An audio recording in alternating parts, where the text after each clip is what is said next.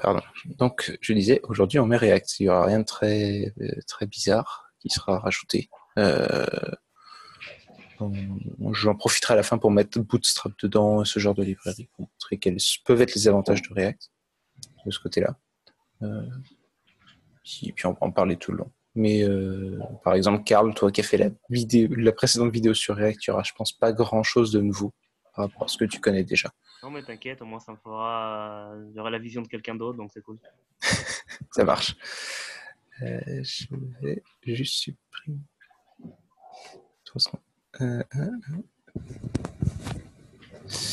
Je vais essayer de cacher ma webcam, mais je pense que j'ai aucun espoir. Elle va forcément rester au-dessus de tous les trucs que je pourrais afficher. Je pense que là, ce sera le moins pire. Bref. Ok. Donc du coup, je ne sais pas si vous avez regardé le repo que j'avais fait la dernière fois. C'est globalement là où on s'était arrêté. J'ai juste changé plein de petits trucs pour que ça marche mieux. Donc il est en accès, hein. Je ne sais plus comment il s'appelle. Je crois qu'il s'appelle Tuto Webpack. Mais ouais,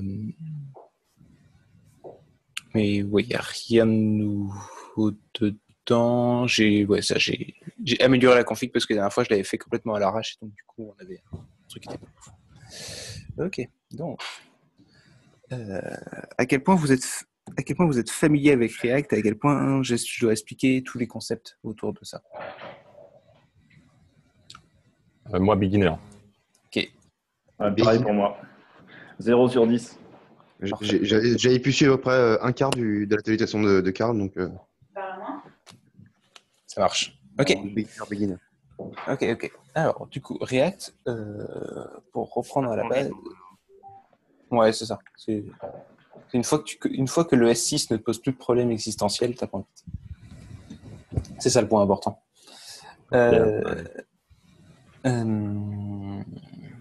En gros, React, l'idée, c'est que du coup, ça va être un front complètement JavaScript pour gérer toute ta page, si possible. Tu peux en mettre juste des bouts en React si tu veux, mais si on veut vraiment voir tous les intérêts de React, je conseille d'aller sur toute l'app en React. C'est mettre un ou deux components comme ça, je pense que c'est s'imposer une lourdeur de JavaScript pour pas grand-chose. Donc ça doit être loadé à chaque fois que tu loades une page, donc c'est un peu chiant. Ouais, c'est ça, c'est loader React pour loader un component. C'est un peu violent en termes de dépendance. Quoique si c'est juste React tout seul, ça va encore, c'est pas si horrible que ça. Si horrible que ça, je vais mettre des guillemets. Voilà, l'idée de React, c'est que tout est divisé en petits components. En gros, tu vas avoir chaque bout de ta page qui sera un component qui sera déclaré indépendamment et réutilisable plusieurs fois dans ta page. On va le voir.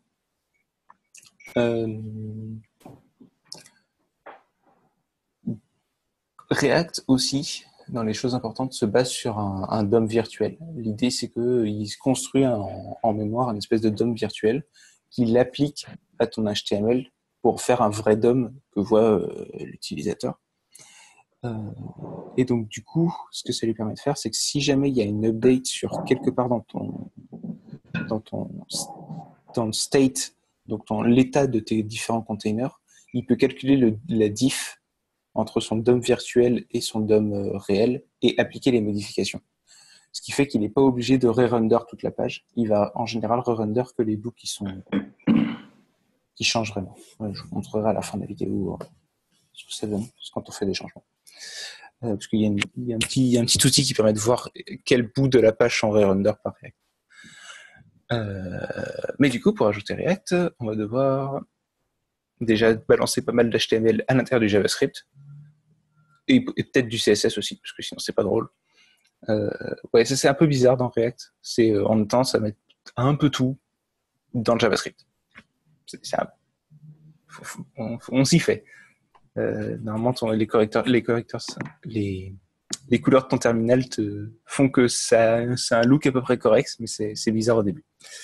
Qu'est-ce que je racontais ? C'est tout. Puis du coup, je vais ajouter ça. Du coup, pour ajouter React, on va ajouter React comme la dernière.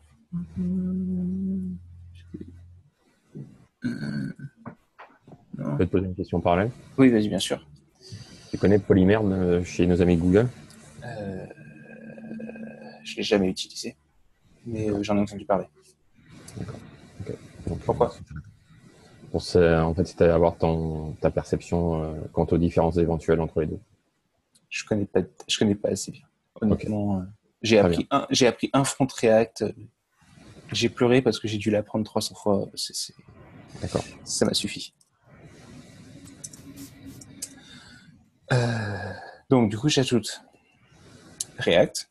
Hein, on s'y attendait. Et React DOM qui va permettre d'injecter React à un endroit dans le DOM.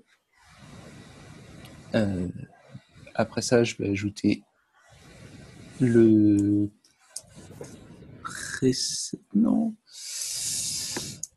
preset Babel pour gérer React.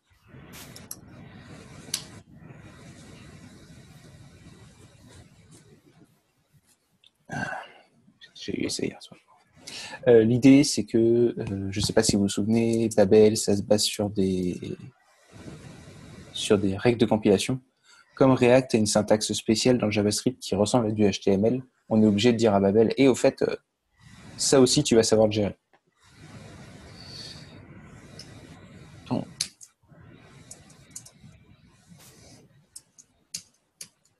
hop. Il n'aime pas les armes.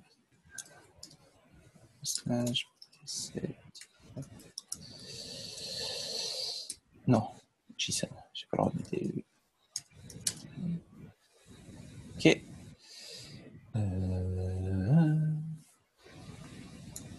Et je vais en profiter que.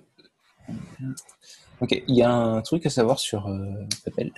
Il râle si toutes ces versions de ces différents packages. Ah, je l'ai rajouté. Ok, j'arrive. Si toutes les versions de ces différents paquets ne sont pas exactement à la même version. Donc c'est particulièrement. Ok. C'est particulièrement ennuyeux parce que, comme vous pouvez voir, j'ai tout en bêta.42 alors qu'il y en a un en bêta 44 et il va me paster des millions de lignes d'échecs. Et comme c'est JavaScript, ça change rarement. Donc. Et quand tu installes un nouveau paquet, il ne regarde pas quel est le de Babel, il ne regarde pas quels sont tes anciens paquets pour se baser dessus pour installer la même version. Il installe la toute dernière. Et donc du coup, ça marche plus. Et je vois JavaScript.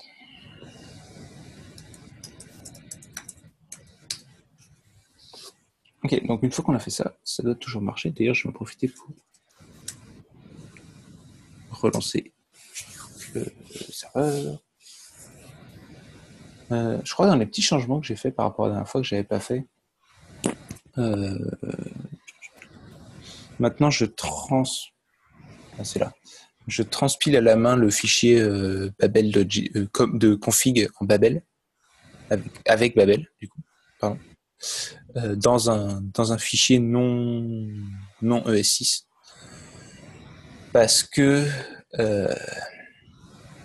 Webpack CLI n'utilise pas encore le nouveau Babel et ils ont dit qu'ils ne le feraient pas avant que ce soit hors de bêta. Mais le problème, c'est que toute la doc de Babel conseille, enfin beaucoup de doc de Babel conseille d'utiliser cette version-là. Donc du coup, je suis comme voilà. Donc j'ai dit à Babel, je bypass Webpack CLI en faisant la compilation. C'est au cas où ça vous arrive. Du coup, on a installé React et tout devrait fonctionner exactement comme avant. Ça, c'est les mails.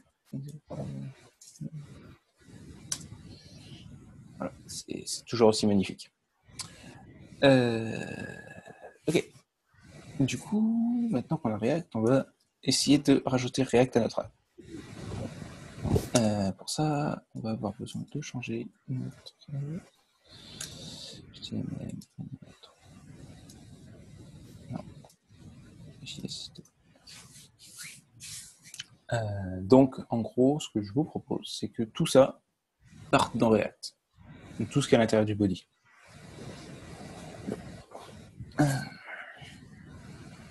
ajouter React, c'est pas très compliqué. C'est on importe React. Non, c'est importe React. Et on importe. S'il y a des bouts de syntaxe que vous ne comprenez pas, vous pouvez me poser des questions. Au cas où. Hein. Je suis capable de faire autre chose que taper.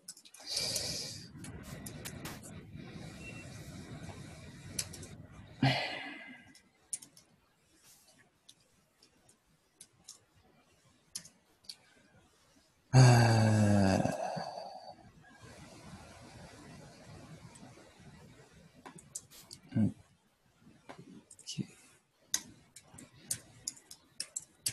Je commence par faire la version très sale.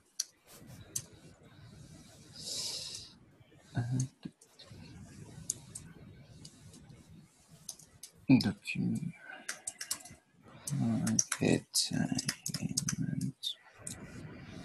Si vous voyez des fautes de syntaxe aussi, hurlez. J'ai pas, comme j'ai pas ajouté Slint et tout, il va pas me prévenir, et donc du coup, je vais peut-être avoir des petits soucis qui vont arriver. Et donc, je vais mettre une super div comme ID. En 22, il n'y a pas besoin de virgule, hein, c'est ça? Non, il n'y a pas besoin de virgule. Tu écris un truc qui ressemble à du HTML. Et c'est pour ça que j'ai rajouté un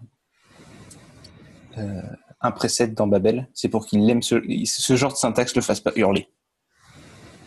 Et qu'il le compile en JavaScript qui existe. Et tu n'as pas non plus besoin de mettre entre double cote. Hein. Non. Ok, intéressant. Donc en fait, tu écris vraiment un truc qui ressemble à du HTML. Tu vois rien du tout. Ça, c'est validé. Non, c'est presque valide. Il y a juste les classes qui ne marchent pas, parce que classe, c'est un mot-clé qui est réservé en JavaScript. Donc, tu es obligé, oui. Ils ont ajouté un truc comme ça. Mais, ouais. ça, c'est valide. Tout ne va plus marcher, mais c'est valide. Intéressant.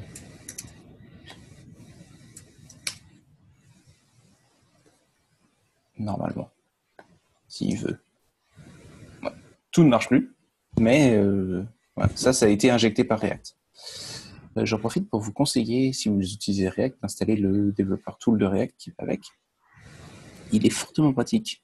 Il nous permet que quand tu inspectes, tu as un petit onglet React qui te permet de voir ce qui a été généré et qu'est-ce qui est géré par React, et éventuellement, on verra plus tard, mais de highlight les bouts qui vont être updatés dans ta page. Voilà, comme on update toute la page à chaque fois, on s'en fout. Mais dans l'idée. Voilà. Donc là, c'est bon, on a une app en React, on pourrait écrire tout notre HTML en mode JavaScript ici. Ça nous ajouterait aucun avantage quasiment, mais ça marche. Ça marche. Ouais, ok. Je vais remettre la GIF et je vais remettre comment ça s'appelle la liste qui était là avant. Ok. Donc on va commencer par remettre le GIF. Pour remettre le GIF, il suffit de l'importer avec JavaScript. Ouais, je savais que ça te plairait, Fred.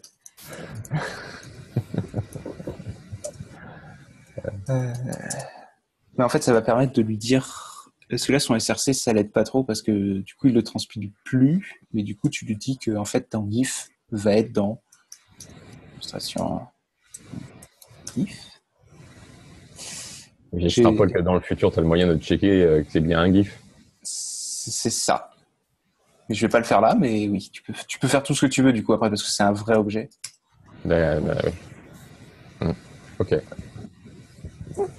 Ouais, tu peux changer sa source, tu peux faire plein de choses.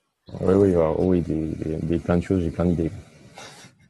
Bref, voilà. Donc du coup, on a le GIF qui marche. Et ça, en fait, on utilisait jQuery pour le mettre. Puis on utilise jQuery pour appender un truc dans le DOM, mais sauf que le problème, c'est que notre DOM, il n'existe plus vraiment. Donc au moment où jQuery est exécuté, il n'y a rien dans notre app. Donc ça marche plus. Globalement, en général, en React, tu n'as pas besoin de jQuery. J'ai jamais trouvé de moment où j'en avais besoin. Jamais utilisé, moi. Voilà. Donc je vais l'enlever. Je vais leur supprimer les paquets. Remove. jQuery. Je vais me sauver plein de dépendances, c'est super cool. Oui, effectivement. Et donc, du coup, ça a pu marcher. Mais on va quand même copier les trucs là. On le mettait ici. Je vais tout rediviser après. Hein. Là, c'est juste je fais juste une version dégueulasse pour une première version qui marche. Belle.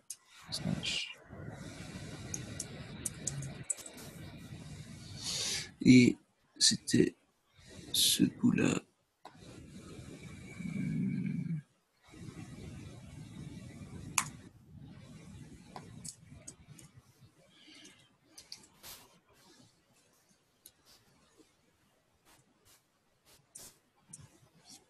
Hop. Et toi, je vais mettre dans le champ parce que je n'en ai plus besoin. Toi, tu n'existes plus. Et on va enlever ces petits trucs parce que maintenant on n'a plus une string. Et ça marche presque sous ces classes name. Et il va râler parce que j'ai une. Denis, tu peux juste zoomer un petit peu plus? Ah oui, pardon. J'ai oublié. Est-ce que vous voyez mieux? Très bien. Parfait. Ok, donc, qu'est-ce que j'ai fait? React, il interprète. Oui, en fait, je l'ai fait ici, mais tout ce qui est entre ce genre de. Tout ce qui est entre accolades, en fait, il veut l'interpréter en JavaScript pour l'ajouter dans la page. Donc là, je vais enlever les $, parce que sinon, ils vont rester.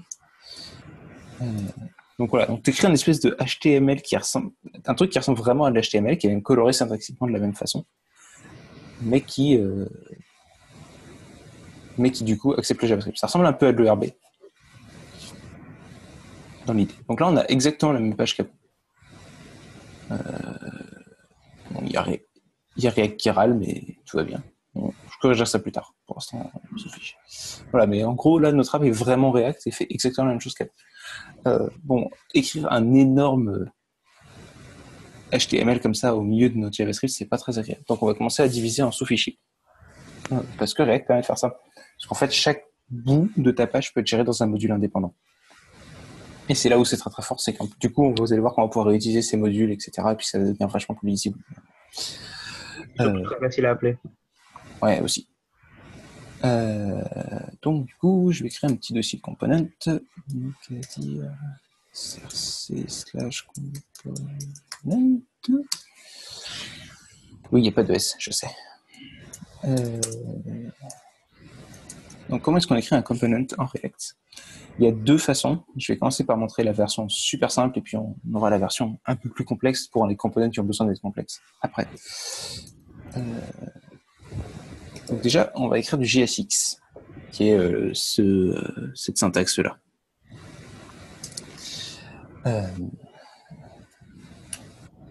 Et donc, la première façon pour écrire des components en React, c'est d'écrire des fonctions, juste une fonction. Et globalement, c'est la version qui est la plus simple et que je peux utiliser. Je sais pas, je peux avoir 80% de mes components qui sont juste une fonction parce qu'il n'y a pas besoin de state management. Je reviendrai sur le state management après. Et en gros, tant que tu n'as pas besoin d'avoir un component suffisamment complexe, écrire juste une fonction, c'est suffisant. C'est l'inverse, hein. C'est React en minuscule et c'est réel. Je plaide le 7h du matin. Voilà. Et donc, on va export default.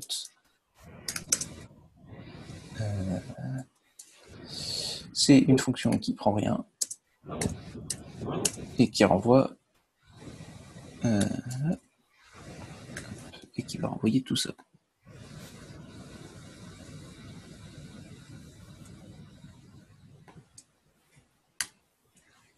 Voilà. Je vais enlever cette virgule là.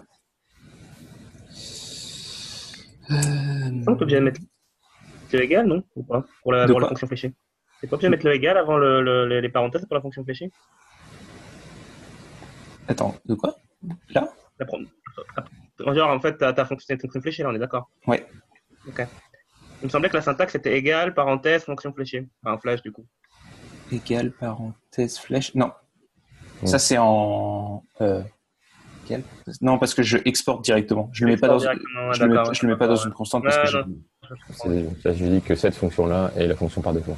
C'est ça. L'Odash va être utilisé dans ce module. Non, l'Odash est toujours utilisé là. N'importe quoi.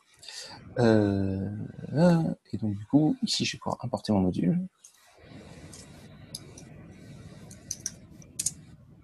Import app from src slash component. Non. Point slash component slash app. Ton fonction GIF, il est au bon endroit? Non, faut que je la déplace. Mais je finis d'écrire ce bout-là. Là, et une frustration GIF, effectivement, il va aller là. Donc là, normalement, j'ai tout. Ça va pas marcher, hein, mais je veux arriver à un état à peu près correct de ça marche pas. Ok. Donc là, il me dit que ça marche pas parce qu'il ne peut pas trouver component app. Pourquoi? Parce qu'il faut dire à Webpack que les JSX, c'est quelque chose qui existe et les fichiers qui s'allument dans JSX, il connaît et qu'il peut les processer. Donc, dans notre config de Webpack, common model, on lui dit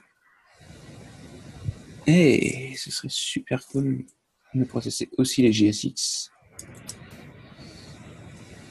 Et quand tu regarderas tes imports,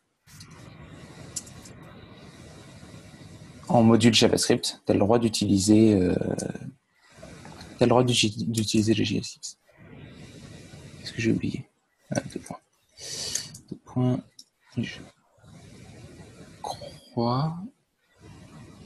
Je crois que c'est ça la syntaxe. Non, parce que depuis tout à l'heure, je tape la syntaxe de tête, mais en vrai, à chaque fois, je vais regarder la doc. Je crois que c'est ça. Alors, on va y voir.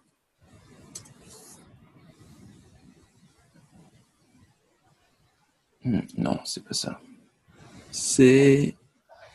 lequel c'est? Avec un S. Ah, peut-être. Forcément.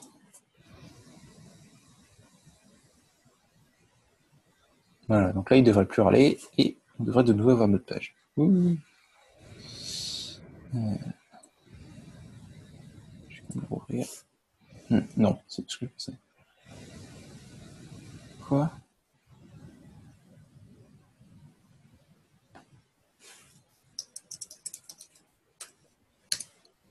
Est-ce qu'il manque des packages? Non.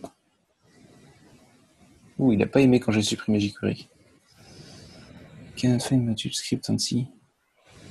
Quoi? Dans ton dev serveur, visiblement, il y a un truc. Vous savez quoi? Pour éviter les problèmes. Ouais, je vais rajouter jQuery. Ah oui, add. Je pense que c'est arrivé à ce moment-là. Il m'a supprimé des paquets en mode surprise. JavaScript.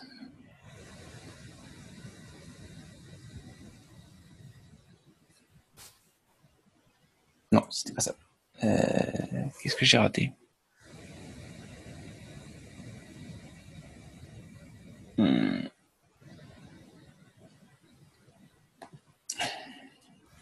Ce serait pas ça par hasard?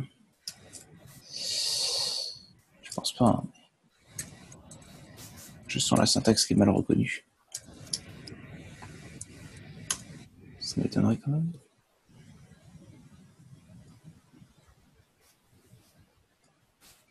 Après, c'est peut-être mon code à moi qui est pas bon. Import React, oui. Ça, j'exporte.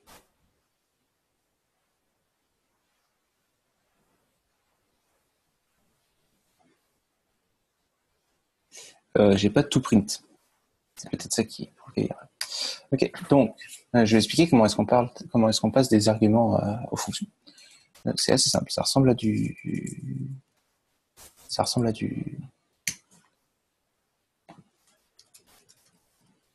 Là, ça ressemble à comme tu passes un argument normal à ta fonction.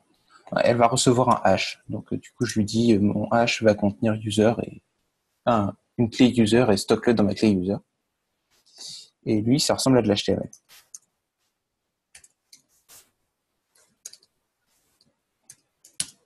C'est qui peut préférer. J'aurais dû voir qu'il y avait écrit fail to compile ici. Ok, lisons les erreurs avant. Ok. Ooh, interesting. Pourquoi? Can't resolve component.app. Tu as défini ton index comme point d'entrée? Mon index comme point d'entrée? Oui, mon index est point d'entrée, ça c'est sûr que c'est bon. Mais il peut pas trouver lui. Est-ce que je sais écrire component de JSX? Ok, c'est sans le bout de config Babel que j'ai raté.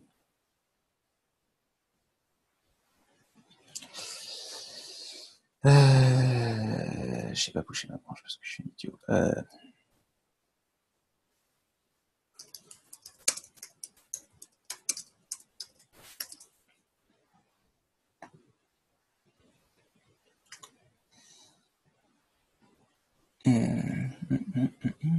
Merci les gars.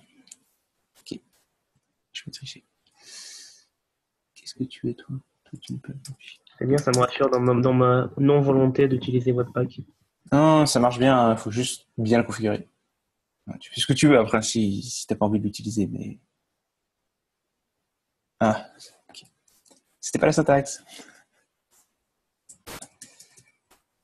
Désolé.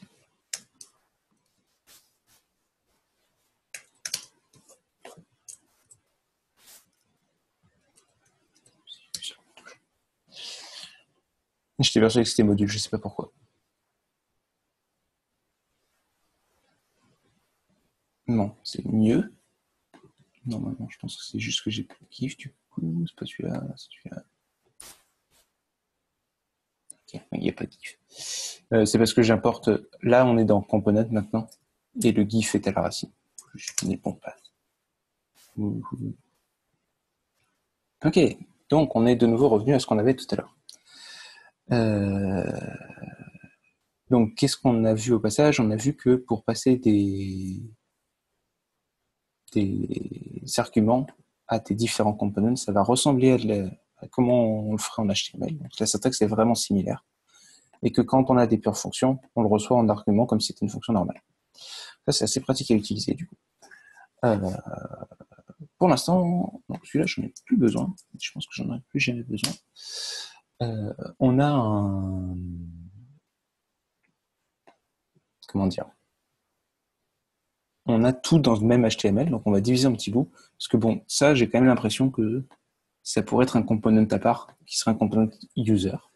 Ça a l'air de faire du sens. SRC, component... JSX. Oui. Ça, vous connaissez. Export. Je devrais vraiment mettre un alias sur ça. Export default. Donc lui, il va prendre un name et un âge.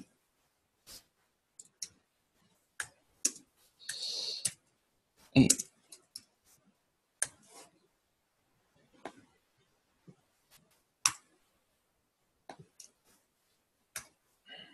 merci Denis. Là, on va en profiter pour le rendre plus lisible du coup. Tac.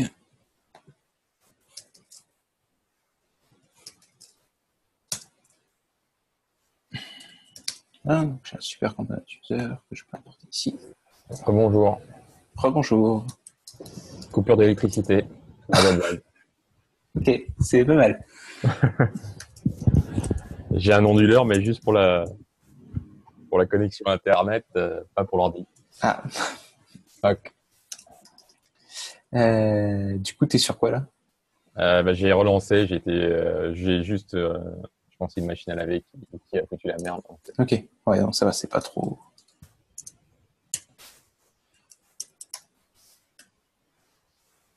Et donc, l'erreur, c'était lié à quoi? C'était lié au fait que je savais pas que j'ai mal écrit ma config de Babel. En fait, c'est extension et pas module. D'accord, ok. Et le Et donc, patch du GIF était pas bon non plus. ouais, le patch du GIF était pas bon, mais ça c'est facile à gérer. Mais du coup, comme je disais tout à l'heure, quand t'étais pas là, j'ai décalé mon user dans un component à part. D'accord. Merci. Ah, j'ai encore raté un truc, forcément. Qu'est-ce que j'ai raté? Import React from. Parce que j'ai écrit export au lieu d'import, bien sûr. Donnez-moi Yeslin, s'il vous plaît. Voilà, ça vient toujours au même. Et l'avantage, c'est que par exemple, ici, si je peux rajouter un magnifique tiret de plus, je peux le modifier à un seul endroit et ça modifie partout.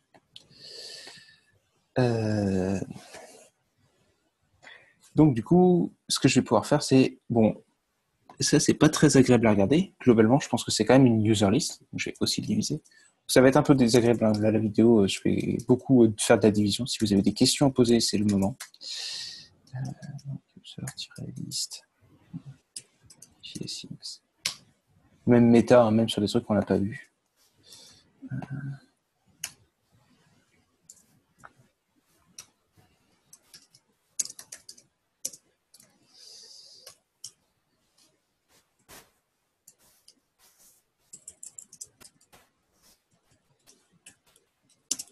Et voilà, donc du coup, normalement, si vous vouliez juste rajouter React dans une app, ça ne devrait pas vous prendre trop de temps. J'aurais tendance à dire. Parce qu'au final, tu fais juste que décaler ton JavaScript de manière un peu plus lisible dans... qu'est-ce que je veux? Je veux toi. Ça c'est bon, ça c'est bon. J'ai besoin de frustration. Par contre, lui, j'ai besoin d'avoir ça.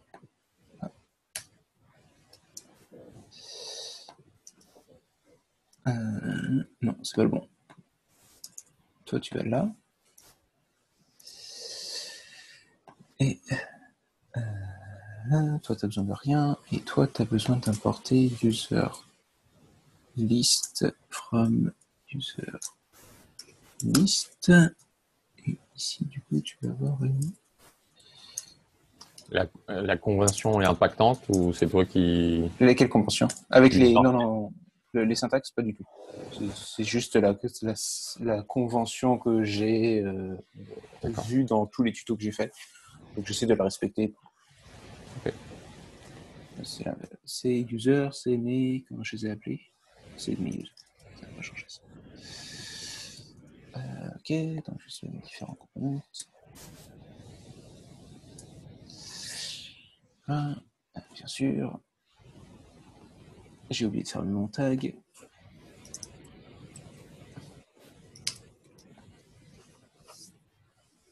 Donc il n'y a pas de changement, mais au moins c'est dans des petits bouts qui font chacun leur truc. Et ça va me servir plus tard. Ok, je vais pas diviser beaucoup plus que ça, je vais juste faire une division de plus. Là on voit qu'on a une div qui est globalement similaire, donc ça vaudrait le coup quand même de la faire. Elle est identique, hein. Elle fait la même chose, elle a juste un class name, donc c'est un peu de la division pour faire de la division. L'idée, ce que j'aimerais bien montrer, c'est comment est-ce qu'on gère le fait qu'on peut construire des éléments qui à la fin, vont contenir d'autres éléments. Donc c'est assez simple. Ça ressemble à un component normal. Je vais t'appeler margin div parce que ça a l'air super cool.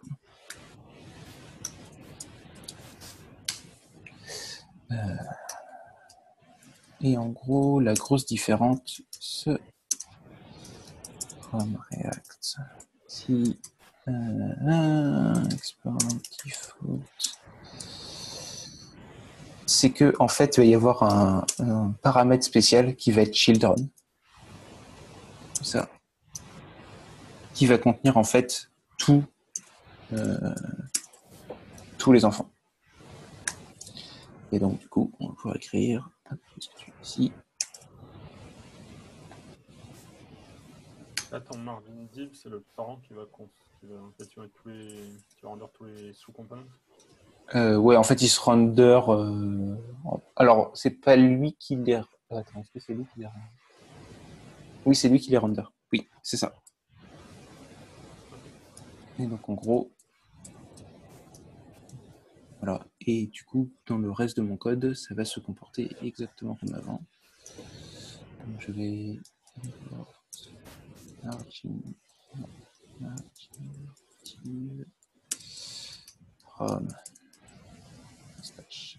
Le point slash est obligatoire, au cas où. Avant vous tapiez l'erreur. Si vous mettez pas de point slash, il considère que c'est un. Absolu. C'est pas que c'est un absolu, mais c'est un plugin JS et qui va le chercher dans le node module. Mais le point slash, c'est pour préciser. Enfin, non, c'est relatif, effectivement. C'est ça. Pas absolu, c'est l'inverse.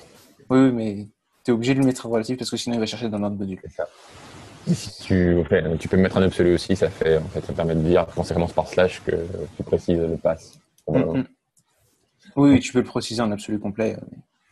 Voilà, donc là j'ai défini un nouveau type de balise HTML et ça n'a rien changé. Parfait. Voilà, mais donc du coup ça vous montre qu'on peut avoir éventuellement on a les deux types de tags, on a les tags qui se terminent tout de suite, tels notre user list, notre user et ce genre de choses, et les tags de type qui vont être des containers en fait, et qui du coup ont besoin d'un propriété qui s'appelle children. Voilà. J'ai dit que j'en parlerai tout à l'heure, je vais le faire tout de suite. Depuis tout à l'heure, à chaque fois qu'on render, il râle en disant que quand tu fais un map en React, il demande à ce que chaque enfant ait une clé unique. Donc on va lui faire plaisir. On va lui ajouter une clé unique.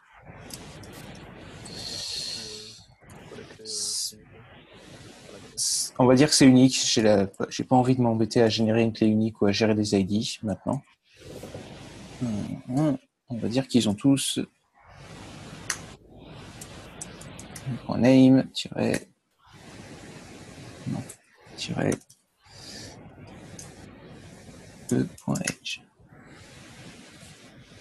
Ça devient particulièrement visible.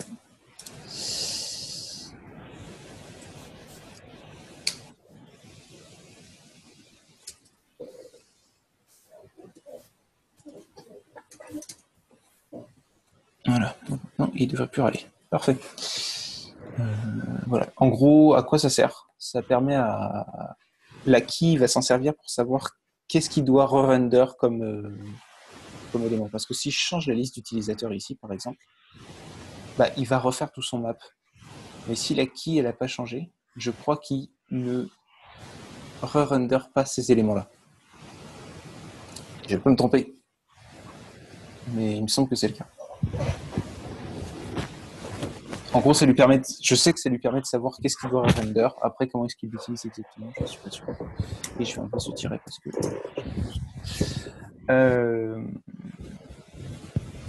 Voilà, c'est pas mal.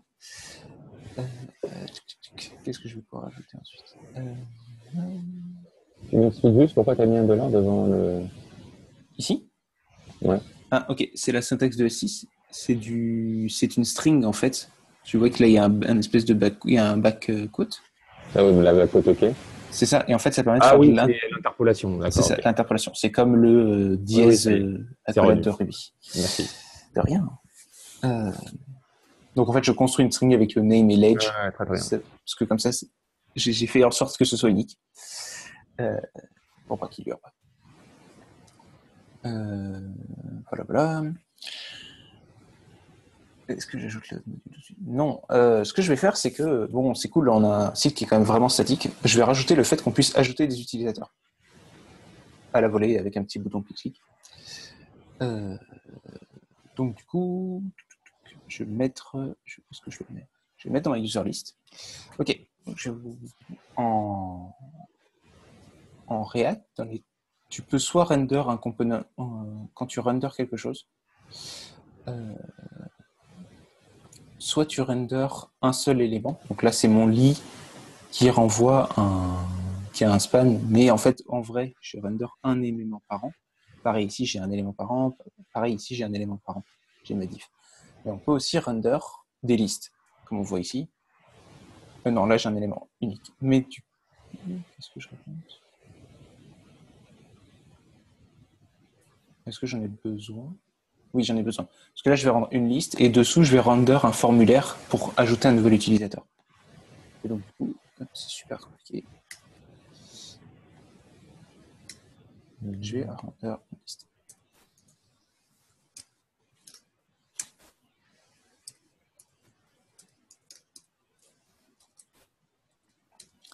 Je ne l'ai pas précisé depuis le début, pour les gens qui ne connaissent pas bien le S6. Si ma fonction avec ma requête function, là, donc juste la flèche, mon arrow function, c'est ça le nom. Si c'est des parenthèses, ça return, ça doit avoir qu'une seule ligne et ça return cette ligne automatiquement. Ça m'évite d'écrire return à chaque fois. Donc du coup, j'ai rajouté un form avec des labels. Non, tu vas mettre des crochets, non? De quoi? Tu vas mettre des crochets sinon.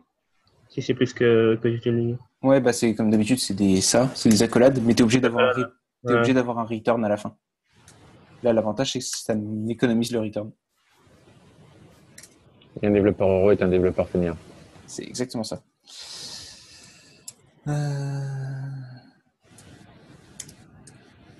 Alors, je ne sais plus comment on écrit de l'HTML valide, hein, donc je vais essayer de... Hop. En fait, j'allais dire je vais le copier-coller, mais je ne l'ai pas sous la main. Parfait. Et un input. Non, input type texte.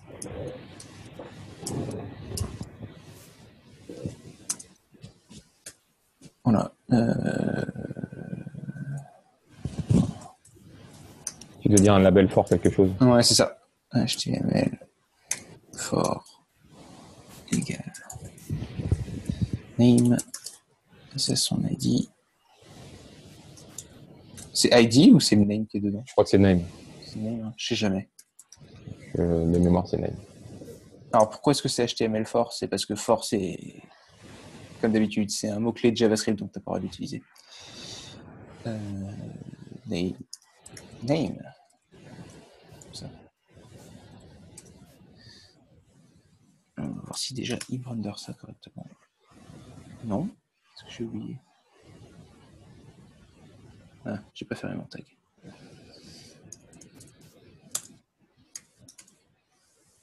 Je vais mettre un peu haut, parce que me reste. Et normalement, là, il devrait pas trop râler. Et j'ai un super forme. Wow. C'est beau, hein. Ouais, bon, ça va. Hein. Et on va aussi permettre de mettre l'âge. Hein. Soyons fous. Age, type, number.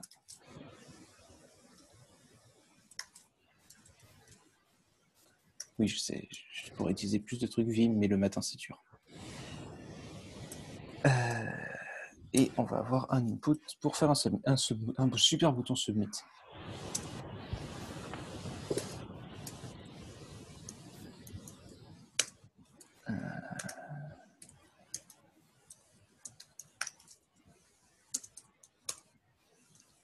Voilà, donc normalement, si vous avez écrit du HTML, ça ressemble un peu à ce que vous avez l'habitude d'écrire.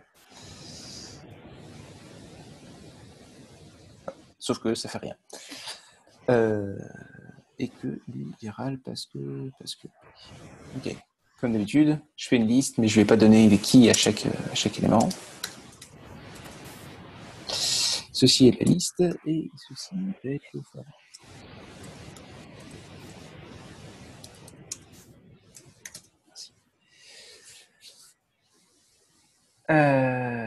Ok. Et donc maintenant, il va falloir le rendre, faire que ça marche, quoi. Ok, pour ça, je vais montrer la nouvelle version des components, mais avant, je vais fermer plein d'onglets parce que j'en ai pas besoin. Surtout un peu plus ici. J'ai pas besoin de celui-là, j'ai pas besoin des margin div. Est-ce que j'ai besoin de l'app? Non. Je vais le garder comme. Non, je vais la fermer. J'ai besoin de toi. Toi, je vais te garder dans un coin. Ok. Bon, déjà, premier truc, le fait de trier les utilisateurs, ce serait logique que ce soit lui qui le fasse. Parce que là, c'est le main, mais c'est vraiment bizarre. Autant que les datas viennent du main, bon, pour l'instant, quand on n'a pas d'API ou que ce soit, ça peut être logique. Autant le tri, quand je vais ajouter des utilisateurs, je voudrais bien qu'ils continuent de trier.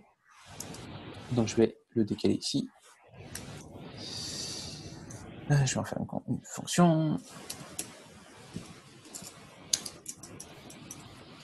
Je vais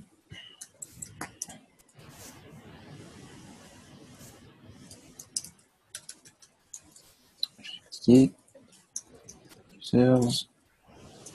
Et je renvoie. Hop. Je return le order by de user. Ça va marcher. Et donc lui, je pourrais faire. Hop.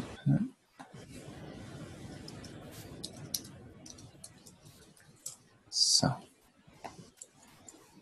Le truc qui ne va pas marcher, c'est lui, il n'a pas le dash.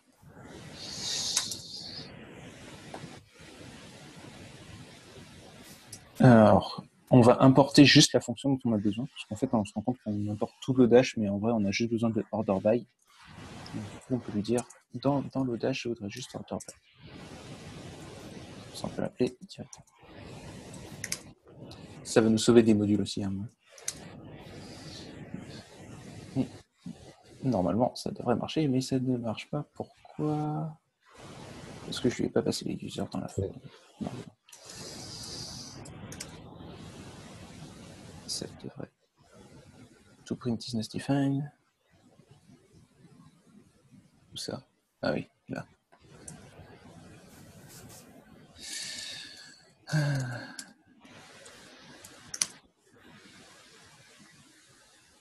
Parfait. Ok. Et donc, du coup, je disais, on va en faire un vrai component de ce truc-là. Ok. Est-ce que je fais ça? Non, je vais faire ça comme ça. Donc, pour écrire un vrai component, c'est on écrit une classe en JavaScript. Une classe. Syntaxe ES6, encore une fois. User list. C'est comme ça que je le mets. Non, je le mets user list. Extend react.component. Ok. Qu'est-ce que va prendre? Et ensuite, on va export default ce user list. Donc, ce qui est en dessous, hein, je vais le supprimer. Ok. De quoi a besoin au minimum un component en React quand c'est une vraie classe? Alors, comme tu le fais quand tu as besoin d'un state ou tu as besoin d'un truc un peu plus complexe, du coup, en général, tu as besoin d'un constructeur.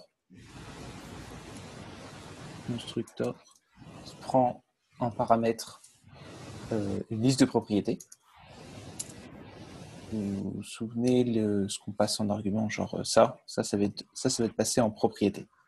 Donc ça va aller là-dedans. Et le constructeur, le premier truc qu'il doit faire, il doit toujours appeler super. Là, et il a aussi besoin d'une fonction qui s'appelle render, qui ne prend pas d'argument, qui read et qui va retourner le HTML final. Merci, c'est pas grave.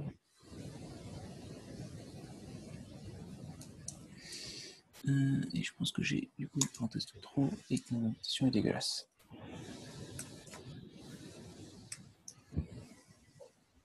Ah, celui-là il va exploser parce que j'ai tout supprimé. Voilà, donc là, normalement, tout devrait se comporter comme avant, mais on a écrit un vrai component React. Ce qui n'est pas beaucoup plus complexe normalement. Pourquoi est-ce qu'il a? Est-ce que users is not defined? Oui, effectivement. Par contre, du coup, les choses qu'on nous passe en propriété, this.props.users.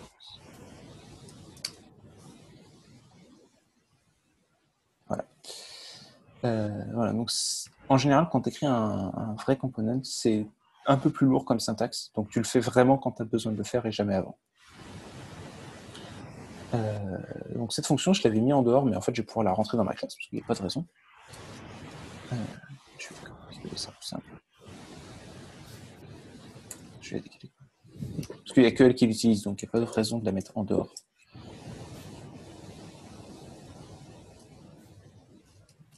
Ok, et il n'y a pas de arrow.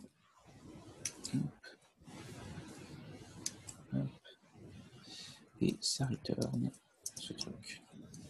Et ça, on peut dire que c'est 6. Parce qu'on n'en a qu'un seul. Ce qui, du coup, permet d'avoir ça.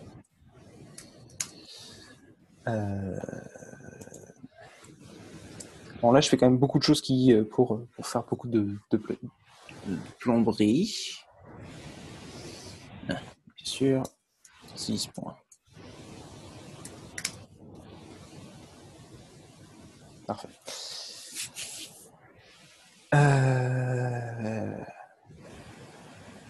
Donc, du coup, je disais qu'on allait avoir une liste d'utilisateurs qui va... On va avoir un state. On va avoir une liste d'utilisateurs qui va être managée par le component.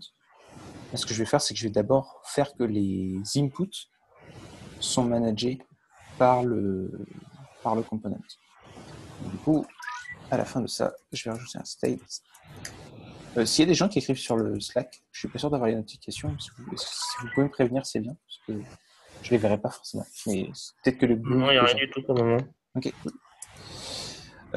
Donc du coup, par défaut, ça va avoir un name qui est vide et ça va avoir un age qui est à 0. Et ce qu'on va pouvoir faire, c'est dire, au fait, ton state à toi, il va être managé. Non, pas tout. Il va être managé par React en fait. State.h et toi, value, ça va être this.state. Je pense que c'est ce dont Mathieu parlait l'autre jour qu'il n'arrivait pas à faire. Donc là, avec ce que j'ai ajouté, on remarque qu'il y a 0 par défaut, mais que si je tape, il ne se passe rien. Et pourquoi? Parce que notre state, il ne change jamais.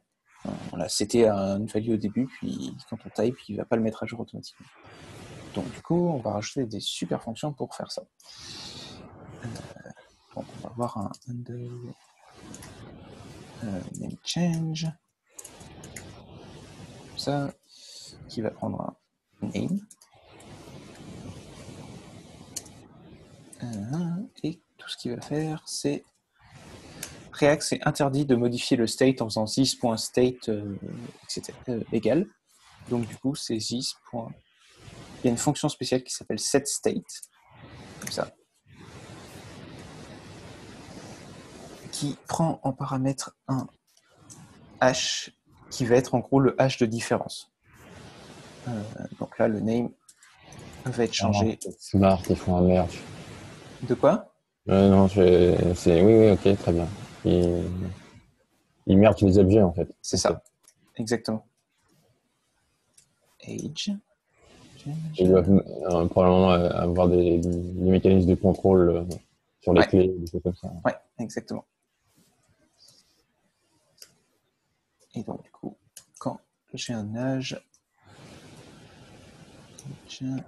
Et donc là, ça va être... Cette mécanique de setter de getter, c'est une bonne pratique, quelle qu'elle soit. Oui, je suis d'accord. Et on en reparlera, mais l'idée c'est qu'un state du coup est immutable et que tu tapes juste des updates dessus. Yep. Ça me semble bien comme C'est quoi? C'est parse int, c'est ça hein ouais. Faut juste rajouter de la base après. Ouais, on va dire que c'est une base 10. D'accord. Je crois que c'est par défaut. Ouais, mais Non, tu préfères ajouter la base? Toujours. Ouais. J'ai déjà eu des erreurs, je me rappelle plus. Je pourrais pas te la sortir tout de suite, mais. Ok. Et donc du coup, et pourquoi ça marche pas? Parce que je lui ai pas dit que un change. Je voudrais que tu prennes le l'event et que tu fasses. Ah, c'est quoi? C'est le name under name change de e.target.value. Normalement, si je fais juste ça, maintenant, ça devrait prendre. Non, pourquoi? Parce que c'est 10.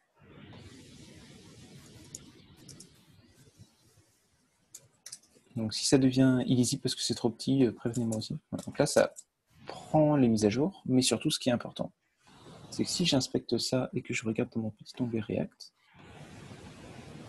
ici, et donc je prends mon component principal qui est le user list, on remarque qu'il a un state, donc il a un props qui contient nos users de base, et il a un state qui se met à jour à chaque fois que je tape. Et en gros, du coup, quand je tape, ça appelle une fonction JavaScript qui met à jour le state et le component va se re-render. Si j'affiche les updates, bon, comme il re-render toute la liste à chaque fois, on voit que le petit truc qui se met en surbrillance, là, c'est le fait que le component re-render un bout de la page et pas toute la page à chaque fois que je tape. Vous inquiétez pas, je vais virer le form dans son propre component après, histoire de pas re-render toute la liste à chaque fois, parce que c'est quand même ridicule.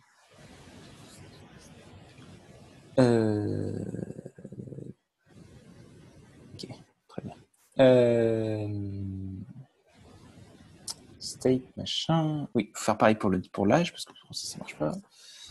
Je vais juste sauter des lignes parce que c'est pas très lisible. C'est plus lisible sur commentaire, mais en tout petit. Et là, c'est pas ouf. Le e.target.value, je pourrais le faire directement dans la fonction. Je préfère avoir des fonctions qui sont minimalistes et là expliquer que je vais gérer l'événement de cette façon-là. Ça dépend des fois, on va dire.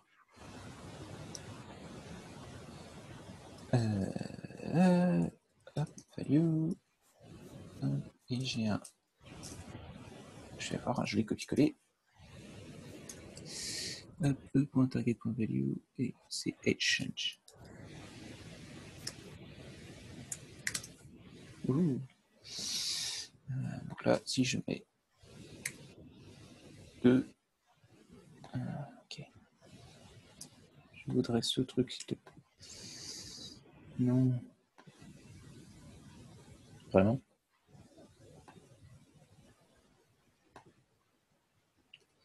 Donc on voit que l'âge se met à jour.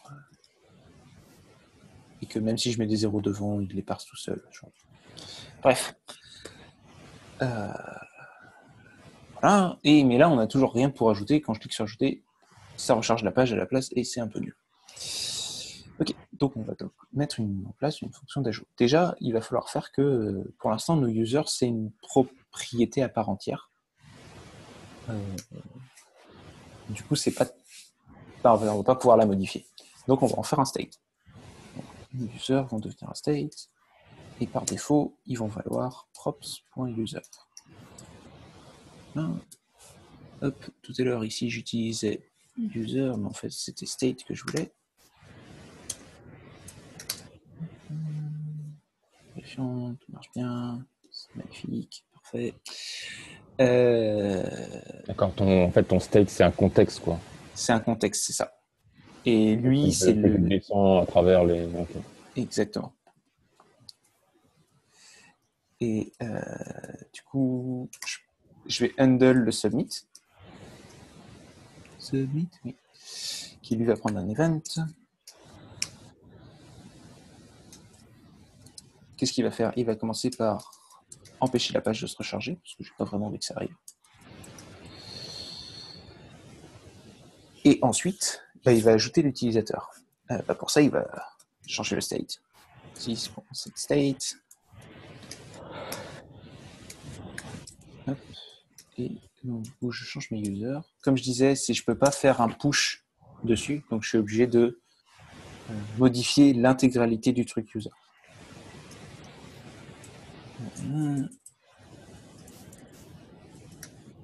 Alors, pour ceux qui ne connaissent pas la syntaxe en JS, l'idée, ça, c'est que je vais construire un tableau. Donc là, je prends tous les éléments qui sont déjà dans le user. Et à la fin, je vais rajouter un nouvel élément et je vais construire un nouveau tableau avec ça. Et en fait, je suis obligé de le faire comme ça pour l'instant. 6.state.name et agent.6.state.age. C'est bon? Oui, je pense que j'ai rien oublié. Et donc, tu dis qu'il n'y a aucune mécanique qui lui permet juste de pusher le nouvel élément, c'est ça, hein? Le but, c'est que ce soit immutable. Et donc, du coup, tu veux surtout pas que tu puisses changer ton state. La seule façon de changer le state, c'est set state et ça remplace. Tu remplaces tout un élément. Donc, c'est pour ça que tu remets le tableau en entier à chaque fois dedans. Et donc là, si je clique sur ajouter normalement, okay, si je laisse la page recharger avant. Non. J'ai pas rechargé. Ah oui. Ok, forme, unsubmit.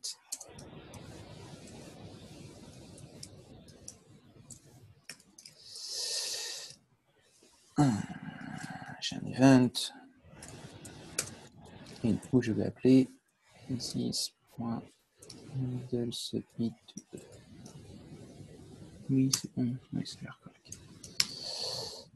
Donc, je disais, je reprends la page, j'ajoute un nom if, et ça me l'ajoute bien dans ma liste, et ça continue de trier. Fini avec un h2, 5, qui n'existe plus. Il est bien trié à la bonne place dans la liste, et mon component est mis à jour, et ma page ne se recharge pas. C'est pas mal. Maintenant, on se retrouve quand même à avoir un component qui fait énormément de choses. À savoir, il va gérer un form et une liste. C'est un peu trop, je trouve. Et donc, du coup, je vais extraire le form dans un component à part. Parce que globalement, il peut se gérer tout seul. Ça va vous permettre de vous montrer comment on gère le. Quand on fait du React pur, on va avoir des problématiques de gestion de state, parce qu'il va falloir qu'il soit au bon endroit. Je vais m'expliquer en 5 secondes, je vais essayer de ne pas faire deux choses en même temps. User form, c'est très bien, user form. .j6. Ok. L'idée, c'est que pour l'instant, mon state de name et de ma user list étaient au même endroit. Et donc, du coup, c'était super facile de le modifier. Le problème, c'est que comme le state est par component, le form, ici, il ne va plus avoir accès à la user list bientôt. Donc, en fait, il ne pourra plus changer le set state user. Et par contre, les users, ils ont besoin d'être au niveau de la liste parce que il a besoin de render les users. Donc, je vais vous montrer comment est-ce que ça marche dans pas trop longtemps. Alors, on va avoir besoin d'un vrai component. Import React.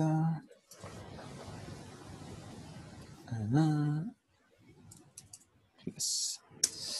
C'est comment que je l'ai appelé user form. Alors, form extends component. Ok, donc là on va faire beaucoup de copier-coller. Donc je remets mon constructeur, mais dans mon constructeur j'enlève les users parce qu'il n'en a pas par défaut. Parce que c'est juste le form, donc du coup lui il n'a pas le droit à ça. Lui il va avoir besoin de handle les change, ce que l'autre ne va plus avoir besoin de faire.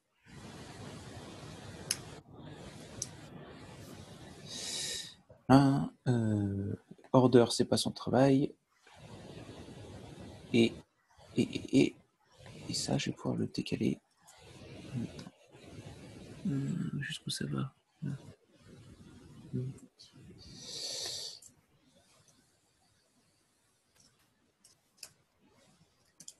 Render, la fonction. Turn.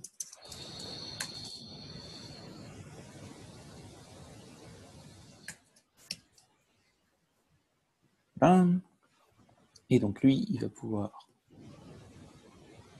Non, ça, pour l'instant, ça n'a pas marché, hein, parce que le submit n'est pas au bon endroit. Import user form from slash user-form. Et lui, user form. Okay, ça devrait presque marcher, mais juste presque. Il ne râle pas lui. Ok, mais lui il râle. Ouais, il me dit qu'il y a un truc qui marche pas. Ok, cool. Bon. En gros, le problème c'est que notre submit là, bah, il a besoin d'un state.name et d'un state.age. Donc ça va pas trop marcher. On va du coup avoir deux. On va devoir avoir deux objets maintenant, enfin deux choses qui le gèrent. Parce que lui, ce unnull submit là, il a accès à l'âge et au state, il n'a plus accès au state de user. Donc, il va toujours prevent default, et ensuite il va appeler this.props. Donc en fait, on va passer la fonction pour mettre à jour l'âge, pour mettre à jour l'utilisateur, pour ajouter un utilisateur, add, ajout, user, je vais arriver, et on va lui filer un. En fait, on va lui filer le state qui contient juste name et age. Et ici, on va définir un add user qui prend un name et un âge et qui fait le 6.7 state parce que c'est lui qui a accès à ce state là. Et en fait, il pourrait faire juste. Et là, il n'utilise plus le this.state, du coup, il est juste name et age. Hop. Hop.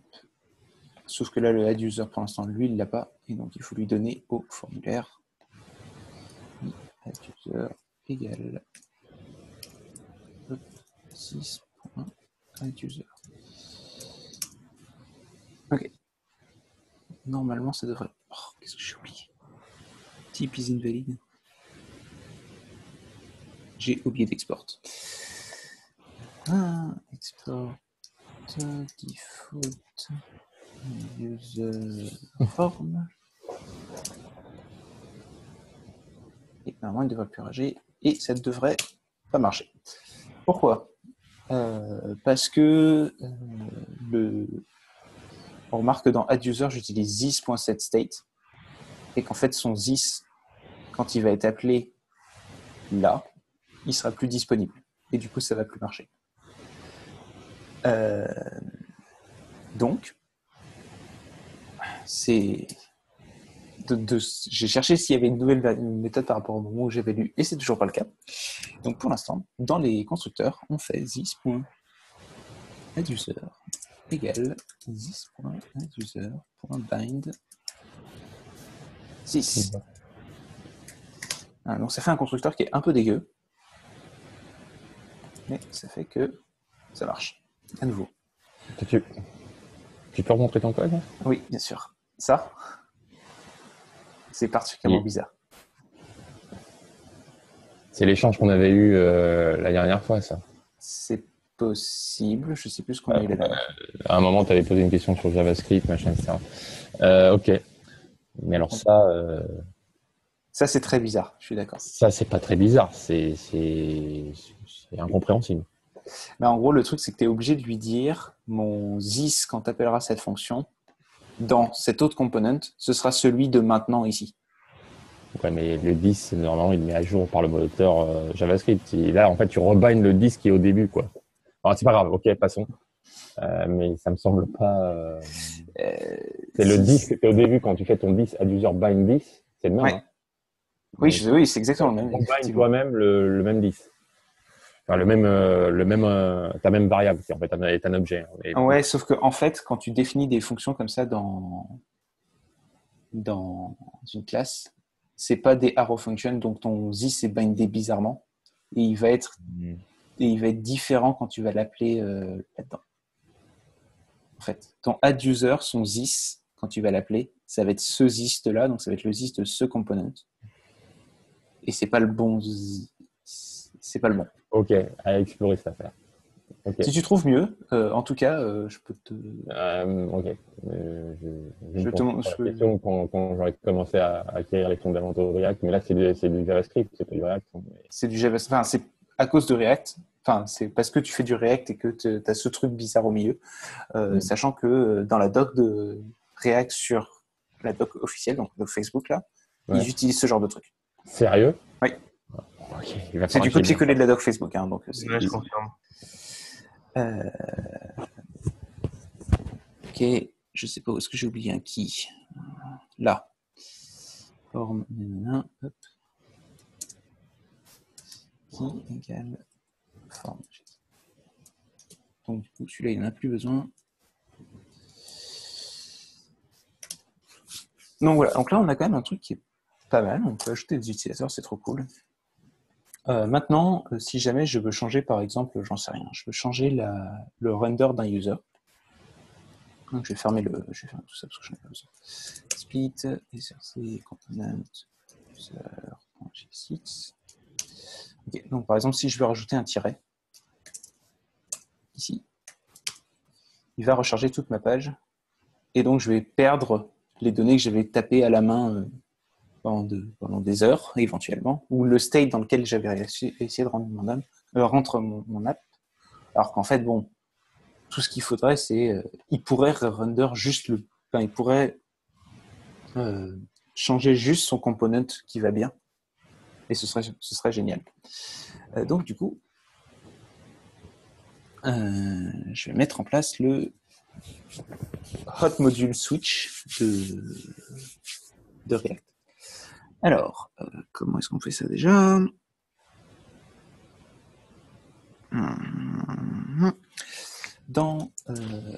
Et c'est là qu'on va avoir un vrai intérêt à avoir la version de dev et de prod et d'avoir le serveur de dev. C'est qu'au dev serveur, tu peux lui dire voilà, à partir de maintenant, tu vas être en mode hot reload. Ça va pas tout faire, mais ça va gérer une partie des problématiques. Le second truc qu'il faut faire, c'est lui dire qu'il est censé nommer ses modules. Alors, par contre là, je ne sais pas de la syntaxe. Je vais devoir chercher ça quelque part. Plugin, CTRL F, name, module, plugin, ici, parfait.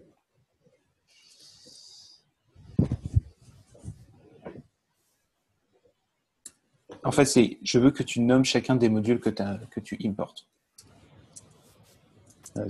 Quand il va faire du hot reload, ça va te permettre de mieux voir quel bout de l'app il va avoir changé. Okay. Donc lui, on peut le redémarrer. Normalement, il devrait toujours fonctionner comme avant, mais ça ne devrait pas encore marcher parce qu'on n'a pas dit à React de fonctionner en mode hot module reload, tout ça. J'ai cassé quelque chose au passage.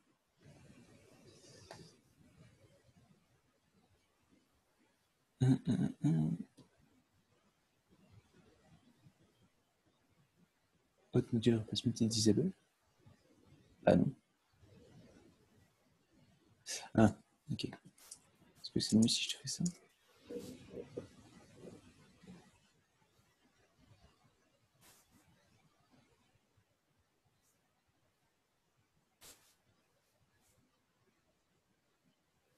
Ok, donc du coup, on voit que pour lancer le dev, maintenant il faut rajouter hot à la fin.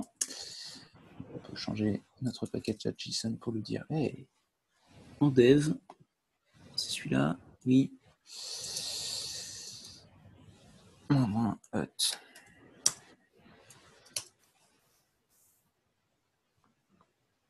Ok, ça, on continue d'appeler dev normal et ça marche très bien.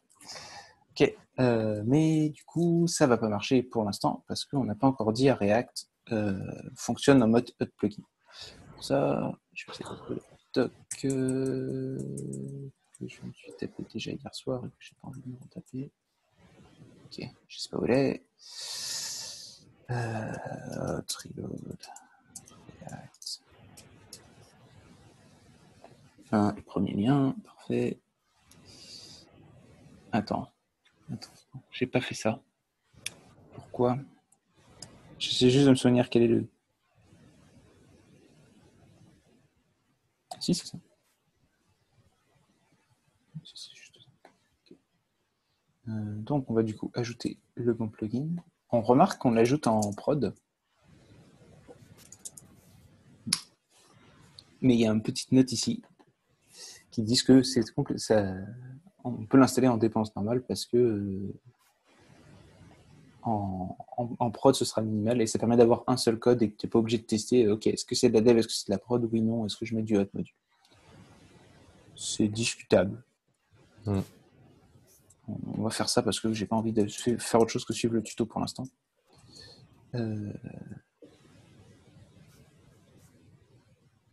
Je rajoute le plugin dans le Babel RC. Et dans mon app, src component app, je lui dis hey, à partir de maintenant tu vas être en mode hot.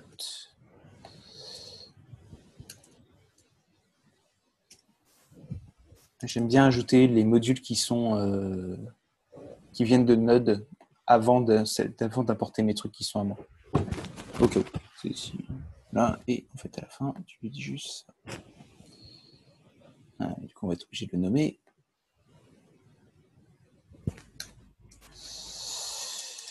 Export default. Hop.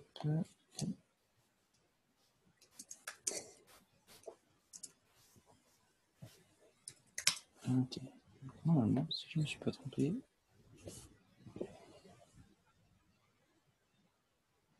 C'est moi ou j'ai vu une segmentation fault? C'est pas toi. Ok, c'est intéressant.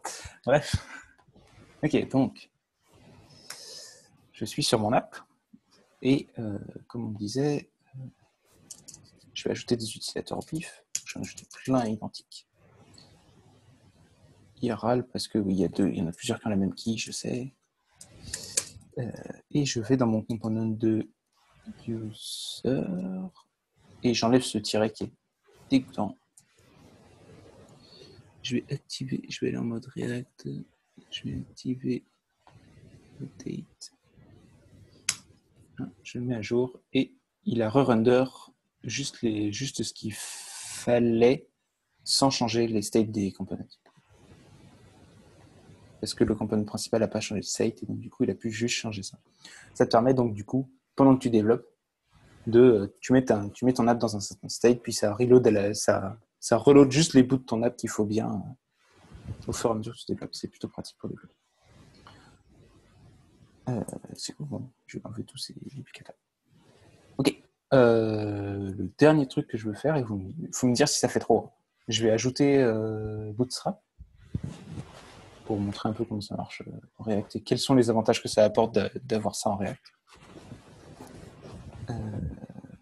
Est-ce que vous suivez pour l'instant ou est-ce qu'il y a des trucs super bizarres que j'ai fait depuis le début? Moi, ça me donne envie de me mettre définitivement en React. Ok, cool. C'était un peu le but.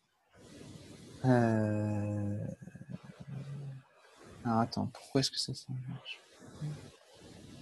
Mais en réalité, je trouve ça très sympathique. Ils ont Ouais, sur quasiment tout, c'est vraiment cool. Genre, à part quelques problèmes de syntaxe qui sont un peu étranges des fois, c'est vraiment agréable à utiliser, je trouve. Je te confirme que ce que tu as fait tout à l'heure dans le constructeur me chiffonne au plus haut point. Je comprends. Donc, du coup, en dépendant, je vais quand même ajouter Bootstrap et je vais ajouter Popper.js. Parce que c'est une pire dependency de Bootstrap, mais il ne l'installe pas par défaut. Ne me pose pas de questions. Je ne sais pas. Et après, tu vois, il râle comme ça. Oh mon Dieu. Ouais. Donc, j'ai Bootstrap. Ce que je vais devoir faire, c'est ajouter le CSS de Bootstrap. Et pour ça, hop, dans src index.css. Je me souviens jamais de la syntaxe. Ah, je veux pas tout voir. npm bootstrap.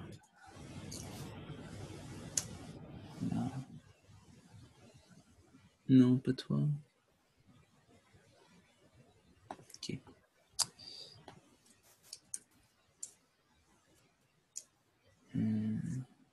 C'est toi qui... Est-ce que c'est lui qui l'explique? Non. Oh, je sais plus où est-ce qu'il est. Peut-être là. Blam blam blam. Sauf que... Voilà. Donc pour l'instant, on va dire que j'importe tout Bootstrap. Éventuellement, à terme, tu peux lui dire quel bout de Bootstrap tu veux importer dans ton CSS. Tu peux aussi le customiser. C'est ce qu'ils font là. En gros, c'est si tu builds tes variables avant, tu peux customiser ton Bootstrap à ce moment-là. Tu peux aussi choisir vraiment ce que tu as besoin. Comme on a déjà ça de configurer, normalement, ça a dû le changer toute seule. Je vais faire mentir. Voilà. C'est magnifique. Le CSS de Bootstrap a été appliqué sur notre app. Elle est dégueulasse, mais le CSS de Bootstrap a été appliqué sur notre app. Du coup, je vais ajouter une autre dépendance qui s'appelle Reactstrap. L'idée de Reactstrap, c'est que ça permet de... Je sais que vous avez tous déjà écrit du Bootstrap et que ça a été un grand moment d'honneur quand vous avez dû apprendre les 8 millions de classes différentes et leur architecture un peu étrange pour faire les trucs. Avantage d'utiliser... Pas moi. De quoi? Et je les connais toujours pas. Ouais, je ne les connais pas non plus. Donc l'avantage, c'est que on peut... lui, il te cache... Reactstrap, ça te permet de te cacher ces problématiques-là. Par exemple, on va faire un super form et on va remarquer qu'en fait, on va pouvoir, from Reactstrap, importer ce genre de choses. Qui va du coup permettre de mettre notre forme en React genre super vite. Le point Q. C'est cool, je connaissais pas. Ça, c'est très très cool. Hein. En productivité, ça doit aider. Non, à l'ancienne, je me faisais chier en fait. Ah non, oula fou. Donc t'en as certains que tu continues de mettre, genre les M trucs là. Je sais qu'il le fait de temps en temps. Attends, il va être forme de ce que tu es. Là. Il continue de mettre les espèces de classes étranges de Bootstrap pour, en fonction de la taille, ajoute des margins ou pas. Mais super sale, je importe tout ça. D'accord, ça marche en fait un peu comme sous Angular. Si tu as avec le material design, c'est pareil en fait, vraisemblablement. Je ne suis pas expert en Angular, donc je ne vais pas essayer de... D'accord, c'est très bien fait. C'est très bien fait, ça a l'air très bien fait. Voilà, donc là du coup j'ai un form Bootstrap. Maintenant je vais pouvoir lui dire qu'ici ça va être un button en fait. On va lui mettre c'est type. Ok, il ne l'a pas mis. Je pense que c'est type pour les buttons. Bouton, T. Color primary, parfait. Bien ça. Hop. Je vais laisser la value dans un coin pour pouvoir l'utiliser. Color primary. On va fermer le tag. On va mettre ajouter. Slash button. Tu as fermé le tag et... Ah oui, non, t'as raison. Donc, ça s'est mis à jour. On a un super bouton React, c'est trop beau. Bootstrap, c'est trop beau. Et... On sent le mec convaincu. Ouais, c'est pas beau. Hein. Faut mieux vendre la cam. Pardon, désolé. Et j'ai dit que je voulais un inline, s'il te plaît. Forme, oui, parfait. Hop, les formes groupes, ça lui permet de les faire les divisions proprement.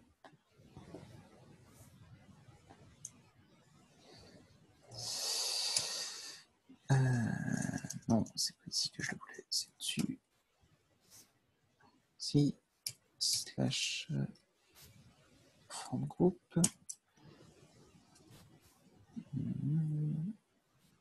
Je vais rien d'autre. Et après, et,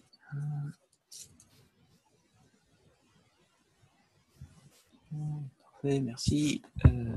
Donc là, j'ai des super formes groupes et ça va juste devenir des labels parce que normalement, tout ça est totalement identique en React. En React, en Bootstrap.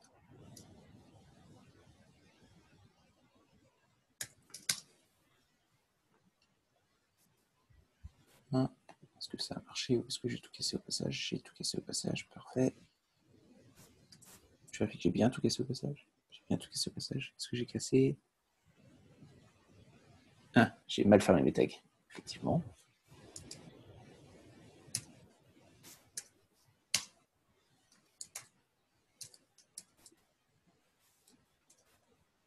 Les inputs, c'était auto-fermant, donc j'ai pas ce problème. Ok.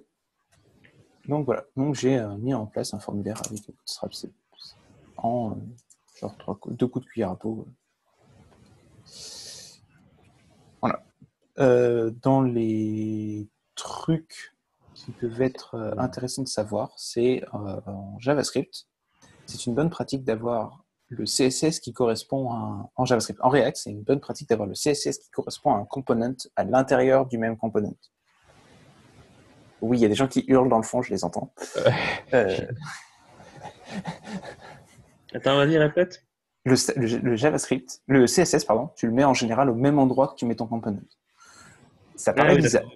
Oui, non, je t'entends. Ça paraît bizarre, mais en fait, c'est pas si étrange que ça, parce que ton component est responsable de son state complet.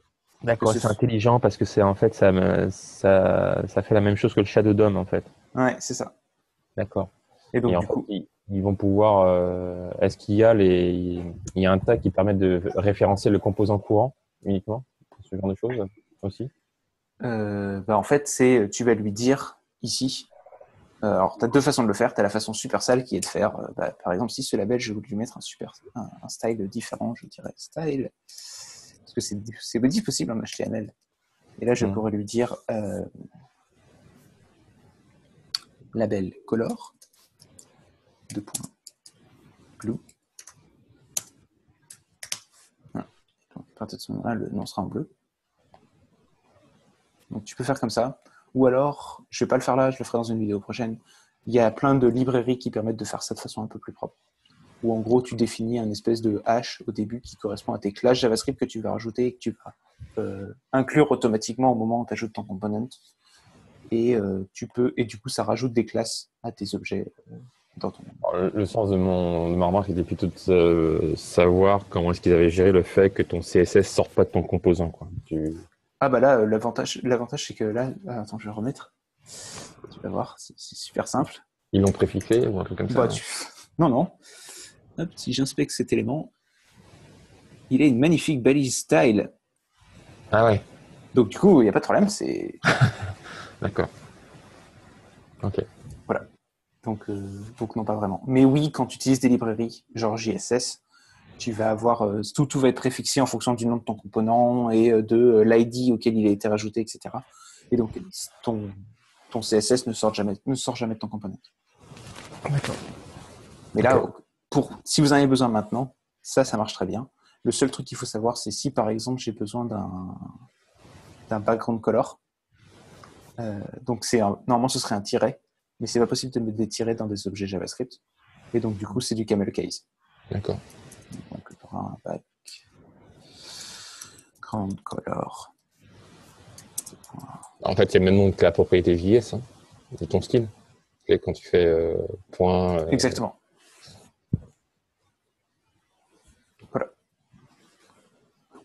Voilà, je pense que je vais m'arrêter là parce que j'ai déjà ajouté beaucoup de choses dans cette vidéo. Ah, c'est très bien, merci beaucoup. Voilà. J'espère que ça vous a fait un bon bout sur React. Je Très ne belle sais pas si introduction. vous avez des questions en plus. Si tout était clair. Magnifique pour moi. Parfait. Les autres? Fred, je t'entends beaucoup, mais les autres... Non, encore vivant. Donc vous êtes encore vivant, ça va. Ok, donc j'imagine pas de questions que vous allez devoir digérer.